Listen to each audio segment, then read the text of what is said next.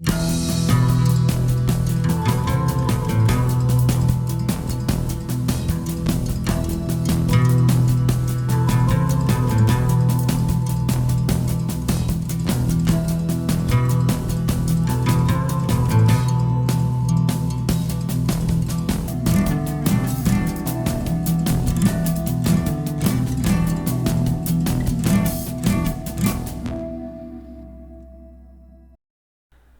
tal, amigos? Les saluda Nathan BTQ en una nueva entrega de esta sección llamada Cápsulas Antiapologéticas. En esta ocasión voy a emplear este espacio para responder una pregunta que en su momento me planteó el buen amigo Mo Cristo, conocido de todos aquí, y voy a conectar esta pregunta que él me planteó con otro de los tantos bulos apologéticos que estos personajes cristianos circulan en sus respectivos espacios informativos, o tal vez deberíamos llamarles más bien desinformativos, para ser más precisos en su designación. ¿Cuál es esta pregunta que me planteó Mo? Básicamente fue: oye, Natán, ¿cuáles son las partes de la Biblia que han sido manipuladas por parte de los autores cristianos? ¿Y cuál es el bulo con el cual se conecta esta pregunta? Bueno, básicamente sería la respuesta que un apologeta daría a este cuestionamiento. ¿Qué es lo que responderían?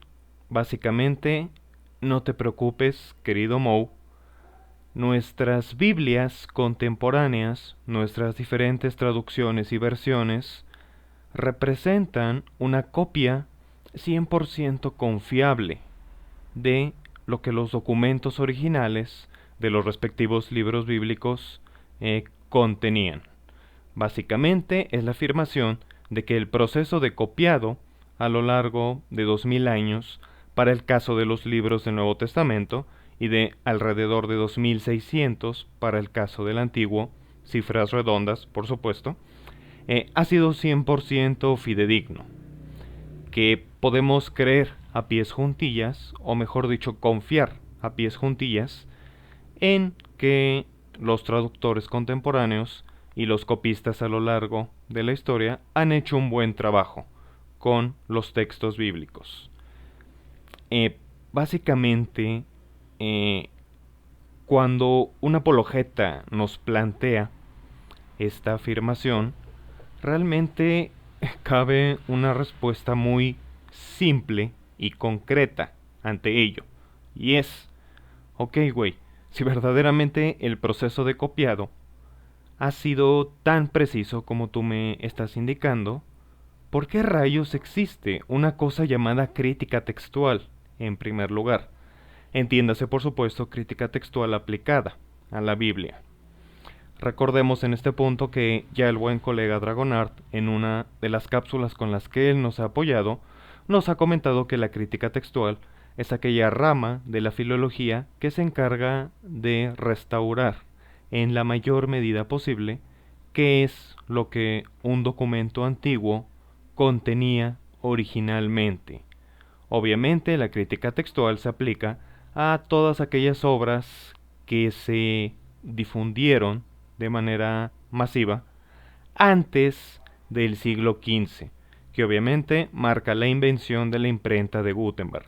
En esa época, cuando no había imprenta, los libros naturalmente tenían que copiarse de manera manual, lo que naturalmente generaba la situación de que los diversos manuscritos de una misma obra presentaran variantes textuales, es decir, el texto contenido en cada uno de esos manuscritos presentaba diferencias o divergencias, uno con respecto de otro, cambios de palabras, palabras más, palabras menos, líneas menos, términos diferentes, ciertos matices en el lenguaje y en la propia exposición del texto, etc.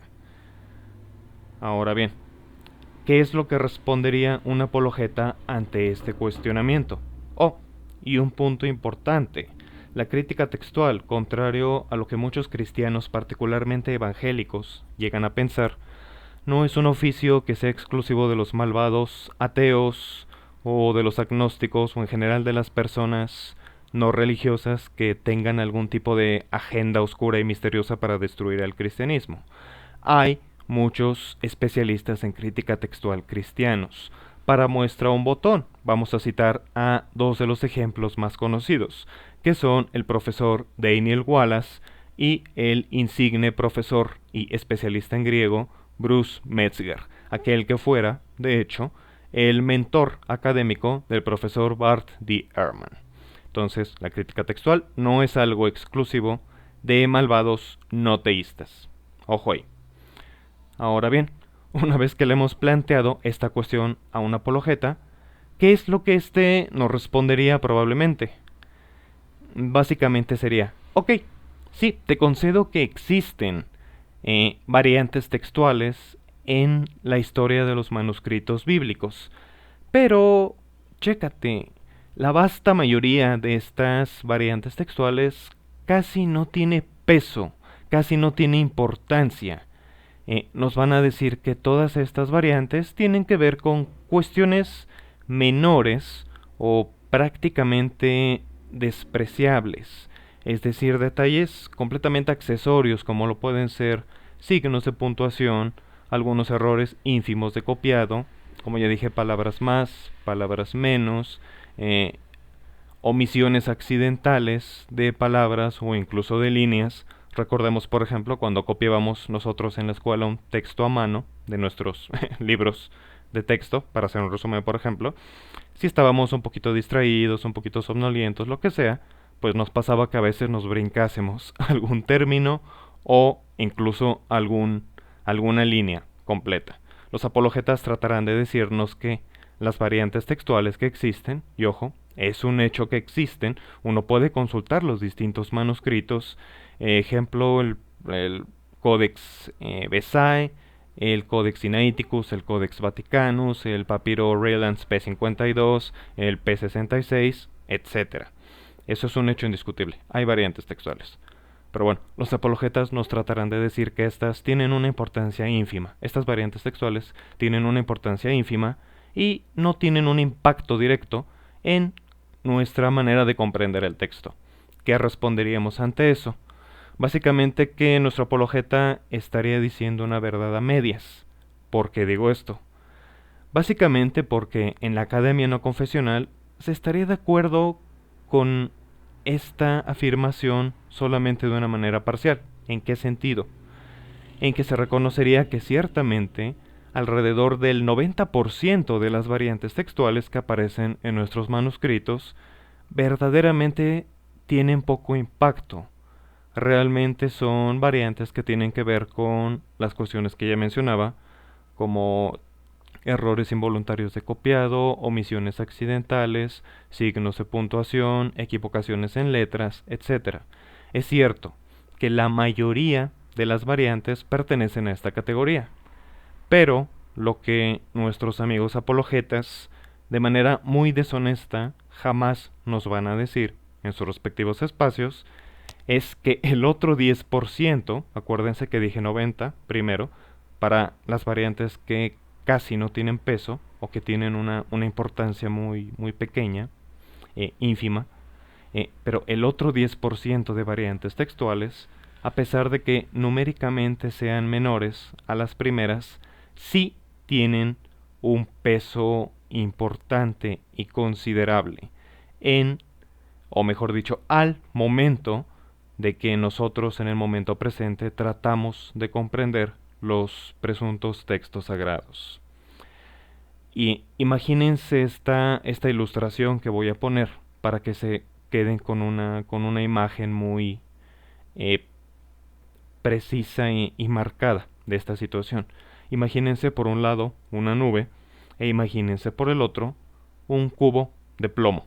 La nube obviamente va a ser mucho más grande, va a tener un gran volumen, va a abarcar una gran superficie, pero su peso en cuanto a la parte material va a ser pequeño en comparación al cubo de plomo o de cualquier otro mineral particularmente eh, denso, vamos a decirlo así, eh, que va a simbolizar en esta metáfora a las variantes textuales que sí tienen una importancia considerable. Insisto, y esto es muy necesario que las personas no religiosas lo reconozcamos, no porque lo diga yo, sino porque es un conocimiento que ya se tiene dentro de la academia. El 90% de estas variantes textuales ciertamente son de una importancia pequeña, pero hay otro 10%, una minoría muy marcada con respecto a la primera cifra, que sí van a tener un peso considerable en nuestra comprensión de los textos.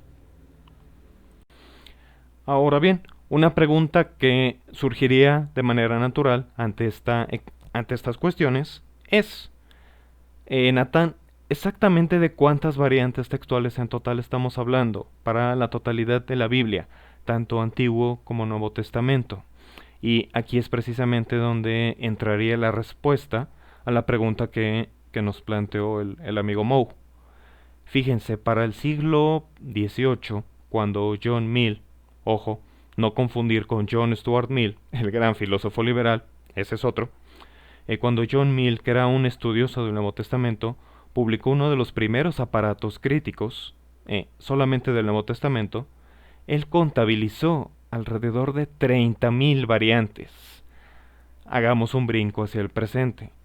En 2023, que estamos hablando ahorita en noviembre, los académicos han incrementado mucho el número total de variantes que se estiman. Estamos hablando en el momento presente de entre 300.000 y 400.000. Es una cantidad verdaderamente grande, verdaderamente notoria, y de las cuales, reitero, una buena parte son de una importancia ínfima, pero otras, el 10%, sí que tienen un peso muy, muy, muy considerable para nuestra comprensión de los documentos. Entonces, respondiendo a Moe, sería, por la cuestión de las cifras, una labor esencialmente titánica, por no decir imposible, en la parte práctica, presentar un listado exhaustivo de todas y cada una de estas variantes textuales que están presentes en los libros bíblicos. A lo sumo, se podrían citar algunos ejemplos de renombre, de cierta fama, con los que se pueda ilustrar este punto.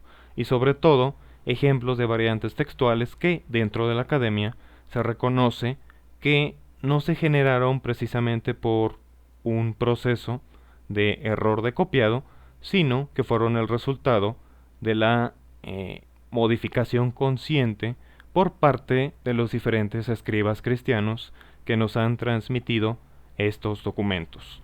Como fuentes de consulta más particulares sobre este complejo tema de las variantes textuales, personalmente les recomendaría 3 fuentes principales. Las 2 primeras pertenecen al doctor Bart D. Ehrman, ya mencionado en otras cápsulas, y son los libros Misquoting Jesus, literalmente citando mal a Jesús en inglés, y Jesus Interrupted, Jesús interrumpido, que son libros de carácter divulgativo que tratan este tema para el gran público. Y la tercera fuente que citaría es un libro del doctor Thomas Romer que se llama The Invention of God, la invención de Dios. Algunos me dirían, oye, pero ese libro no trata explícitamente de la crítica textual. Cierto, el doctor Romer no se especializa en este campo, pero en esta obra concreta sí trata varios casos específicos de variantes textuales de mucha importancia para el Antiguo Testamento. Entonces, esas 3 obras son las que yo recomendaría como fuente para consultar de una manera mucho más detallada este tema. Ahora bien, ya para cerrar, me permitiré citar 5 casos prácticos, concretos, de variantes textuales en la Biblia que fueron generadas ciertamente por un interés y una modificación deliberada por parte de diferentes escribas cristianos, solamente para ilustrar de una manera tangible la existencia de estas modificaciones conscientes. Estos 5 ejemplos serían, de manera muy resumida: 1. La famosa coma joánica, que es un pasaje que está presente en la primera epístola de Juan, en su capítulo 5, versículos 7 al 8.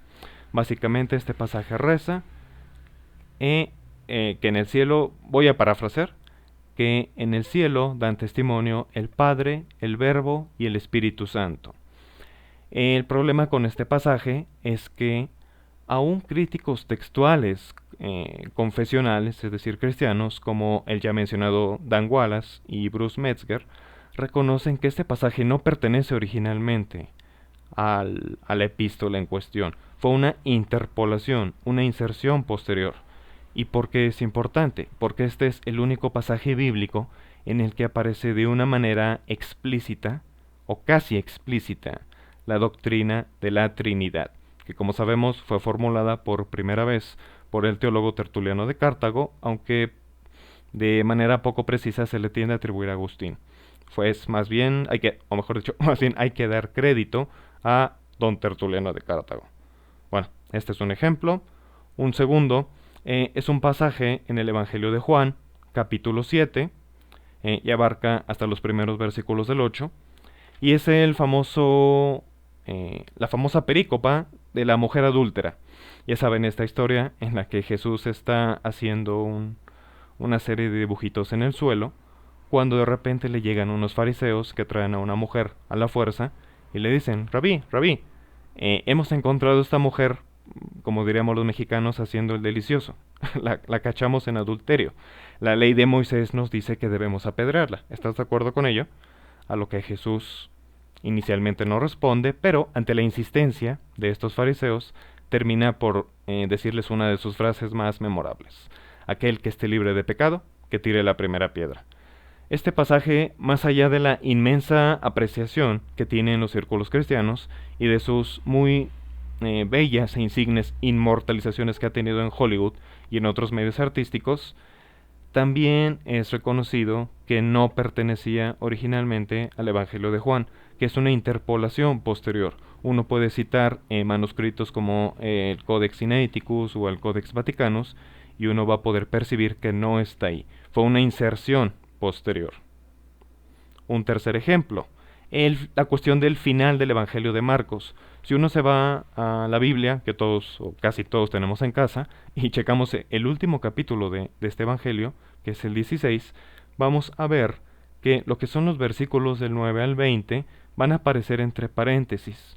E incluso aquí muchas Biblias, hay que reconocer a los editores, ya dicen de manera explícita y abierta que este final de Marcos, que básicamente describe las apariciones post-mortem y post-resurrección de Jesús, originalmente no estaba contenido en los manuscritos más antiguos y mejores de este Evangelio. Incluso ya dentro de la propia academia hay una discusión muy interesante. ¿Por qué? Porque se habla hasta de 3 finales diferentes. Nosotros tenemos uno, pero hay otros 2 finales alternos que aparecen en ciertos manuscritos. Entonces ahí tenemos un tercer ejemplo muy gráfico.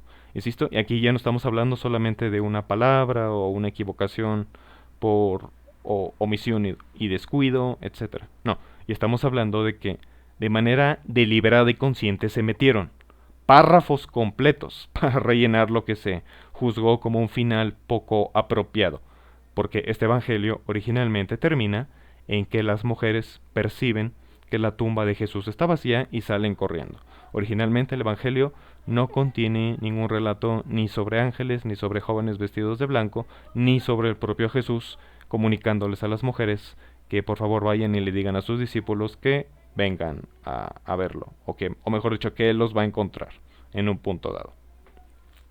Un cuarto ejemplo, en el Evangelio de Lucas, que es el tercer evangelio de nuestras Biblias, si uno compara los manuscritos que tenemos o mejor dicho, la versión que tenemos de Lucas en el manuscrito que se conoce como Codex Bezae, si uno lo compara con los manuscritos de Lucas que son conocidos dentro de la academia como manuscritos orientales o alejandrinos, uno se va a dar cuenta de que la longitud del texto en cifras totales varía alrededor de un 15%. El Lucas del Codex Bezae tiene muchísimo más contenido que el Lucas que aparece en los manuscritos orientales, y de hecho este problema también se presenta con la otra obra que tradicionalmente es atribuida al supuesto médico y acompañante de Pablo, llamado Lucas, que es el libro de los Hechos de los Apóstoles. Esto obviamente conecta con la llamada controversia marcionita, pero bueno, esa es arena de otro costal. Aquí el punto es que hay muchas interpolaciones y, bueno, en general, adiciones en el Codex Bezae con respecto a los manuscritos alejandrinos. Y un último ejemplo, que de hecho comentó el buen Dragonart en la primera cápsula que compartió aquí, y es el pasaje de Deuteronomio 32, que nos habla acerca de los hijos de Israel. Si nos vamos al texto masorético, que es en el que se basan la mayoría de nuestras Biblias modernas, vamos a encontrar que en ese pasaje se habla de que las naciones del mundo fueron repartidas por un Dios llamado Elión, el Altísimo, de acuerdo al número de los hijos de Israel.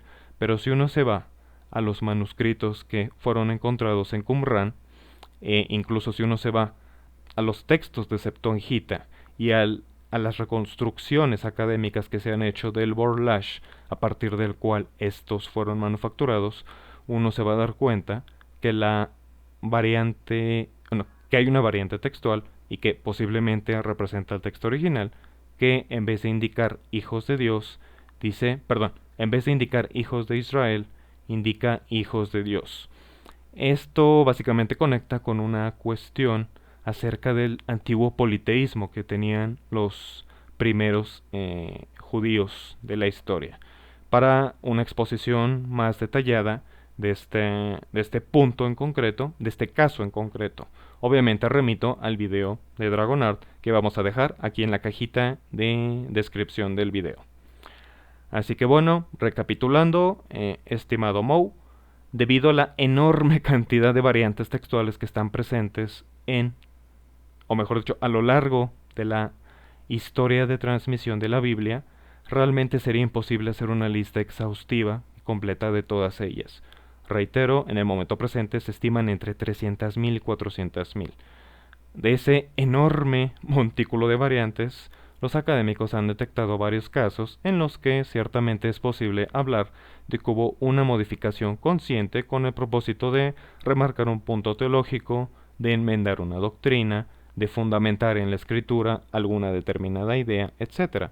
Pero, reitero, la mayoría de las variantes realmente se generaron por los errores naturales que son de esperar en un proceso de copiado manual, que fue a fin de cuentas la manera en la cual se transmitían todos los textos con anterioridad al siglo XV y la cuestión de Gutenberg. Y bueno, eso sería todo. Les agradezco la atención, les recuerdo que den like, se suscriban, inviten un cafecito a Teo, y pues nos estaremos viendo en una pronta nueva entrega. Muchas gracias y hasta luego.